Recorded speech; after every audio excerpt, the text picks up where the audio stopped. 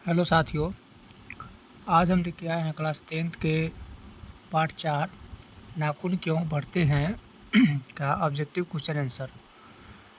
तो आज हम जानेंगे सबसे पहले लेखक के बारे में, जिनके लेखक कौन है, हजारी प्रसाद द्विवेदी लेखक का नाम है। और ये जो पाठ का नाम है नाखून क्यों बढ़ते हैं, ये क्या है, ललित निबंध है। ठीक, तो हजारी प्रसाद द्विवेदी जी का जन्म जो है 1907 ईस्वी को उत्तर प्रदेश के बलिया जिला में हुआ था और इनकी मृत्यु 1979 ईस्वी को दिल्ली में हुआ। ठीक, और इनकी जो प्रमुख रचनाएं हैं उसको भी थोड़ा देख लेते हैं। क्या है, अशोक के फूल, सुर साहित्य, आलोक पर्व, नाथ संप्रदाय, बाण भट्ट की आत्मकथा, और पुरस्कार भी इनको मिला हुआ है। साहित्य अकादमी पुरस्कार मिला है किसके लिए, आलोक पर्व जो लिखे हुए हैं रचनाएं, उसके लिए उनको साहित्य अकादमी पुरस्कार मिला हुआ है। और ये जो पाठ है नाखून क्यों बढ़ते हैं, ये लेखक की पुत्री ही पूछते हैं लेखक से कि पिताजी नाखून क्यों बढ़ते हैं, और ये सारा कहानी जो है उसी पे बना हुआ है। ठीक, तो चलिए हम जानते हैं नाखून क्यों बढ़ते हैं के पहला ऑब्जेक्टिव क्वेश्चन के बारे में। ठीक, तो पहला क्वेश्चन है नाखून क्यों बढ़ते हैं, ये गद्य की कौन सी विधा है। ठीक, तो कौन सी विधा है, ऑप्शन नंबर हो जाएगा इसका 3 नंबर, ललित निबंध है। ठीक, अगला है अनाम दास का पोथा साहित्य की किस विधा की रचना है, इसका ऑप्शन हो जाएगा बी नंबर, उपन्यास। अगला है हिरोशिमा कहाँ अवस्थित है, हिरोशिमा कहाँ अवस्थित है, इसका आप लोग कमेंट कीजिए जल्दी से, कहाँ अवस्थित है। और इससे एक और लेटर है कि हिरोशिमा पे बम भी गिराया गया था, आप लोग सुने भी होंगे। तो ये कहाँ है, जापान में अवस्थित है, इसका हो जाएगा ऑप्शन नंबर डी। अगला है नाखून क्यों बढ़ते हैं निबंध में निबंधकार का कौन सा दृष्टिकोण प्रकट होता है, मनुष्य का मानववादी दृष्टिकोण क्या होता है, प्रकट होता है, ऑप्शन नंबर बी। अगला है शिक्षक का अर्थ क्या होता है, शिक्षक का अर्थ क्या होता है, ऑप्शन नंबर डी हो जाएगा, मोम। शिक्षक का अर्थ होता है मोम। अगला है कौन नाखून को जिलाए जा रहा है, क्वेश्चन नंबर 6 है कौन नाखून को जिलाए जा रहा है, जिंदा कौन रखे जा रहा है, तो ऑप्शन हो जाएगा सी नंबर, प्रकृति। हम बार बार नाखून को काट देते हैं, फिर भी प्रकृति क्या करती है, इसको हमेशा जिंदा रखती जाती है।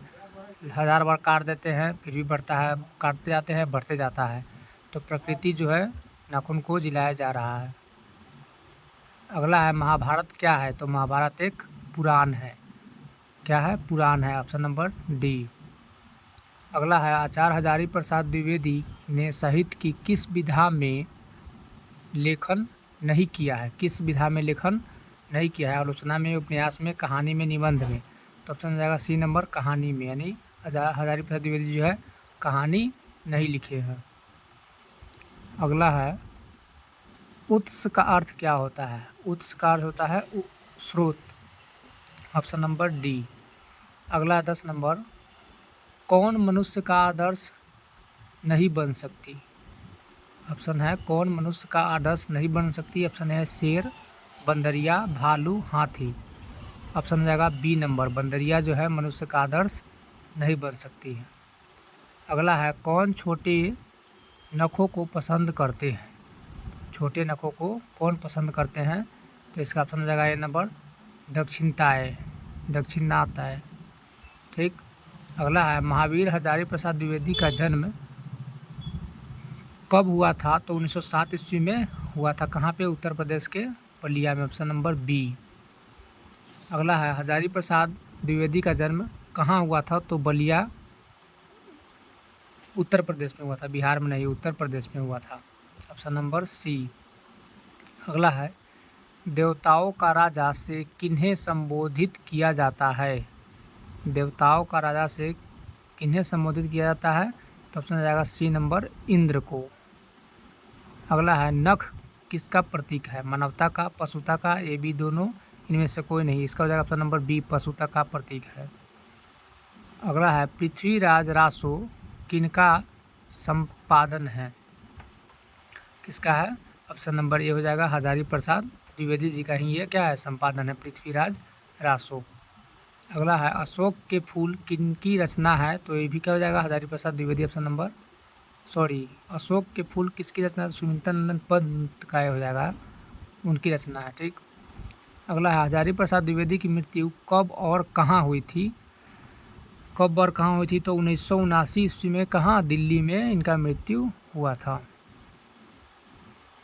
अगला है इनमें से कौन सी रचना निबंध संग्रह है, ऑप्शन हो जाएगा बी नंबर प्राचीन भारत के कलात्मक विनोद। ये क्या है, ये निबंध का एक संग्रह है, रचना निबंध संग्रह है।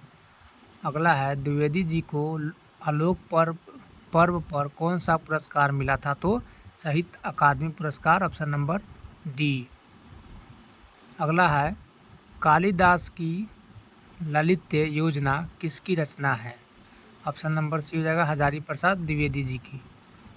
अगला है मनुष्य को नाखून की ज़रूरत कब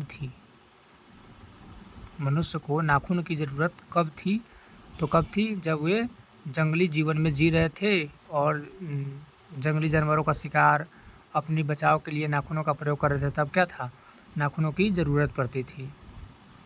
आगे है असुरों के पास नहीं थे, क्या नहीं थे, असुरों के पास क्या नहीं थे, तो ऑप्शन नंबर डी लोहे के अस्त्र नहीं थे।